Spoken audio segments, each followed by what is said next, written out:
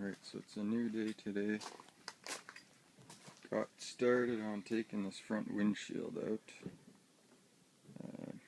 Basically started by taking off the wiper blades. Just used a flat screwdriver to pry them off. Then I had to take the chrome trim off this windshield. Did that with a flat screwdriver as well. Just pried it off, and then basically from there grabbed a utility knife and just started cutting away at the putty that's in there. Basically just grabbed it here and just cutting away. Did that for about an hour and a half, and finally it's starting to come loose. Got a little bit more cutting to do on the bottom, just in the middle area about right here, and then it should be ready to come out. So I was actually pretty surprised I didn't break it or nothing. Pried on it quite a bit, but it held through that. Next one will be the rear one. As you can see, there's a lot more putty on this one, so it's going to take a lot more cutting to get this one out. Still hoping I can keep it, use it on the other car if I need to. So I got started on this rear windshield, and it's actually going a lot easier than the front one did. This one was actually set up a bit differently. There was basically in all four corners a really thick layer of either silicone or some type of putty, and then underneath it's just a really sticky silicone type stuff. It's almost like gum holding it in place. And basically I haven't had to do much cutting at all. I took the thick stuff from, it was almost like a rubber seal, from around the corners. It basically all pulled out in one piece.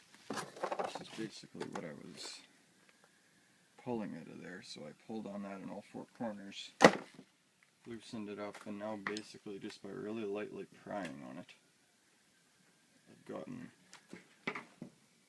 it fairly loose already. So without much cutting at all, it's pretty well out. So basically a little bit more prying on top and it'll come unstuck, and then it should just pull right out.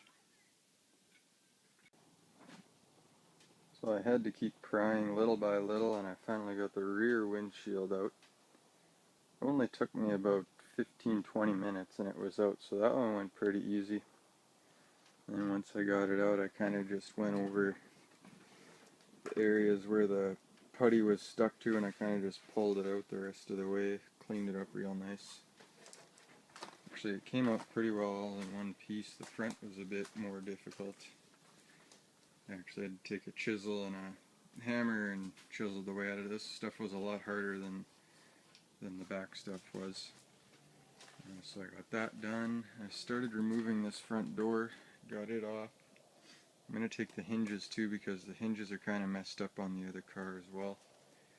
So basically it was 6 bolts holding it on. Just a Phillips head like that. Used a socket like this with a ratchet. There wasn't very much room to move in there, but I got it off anyway.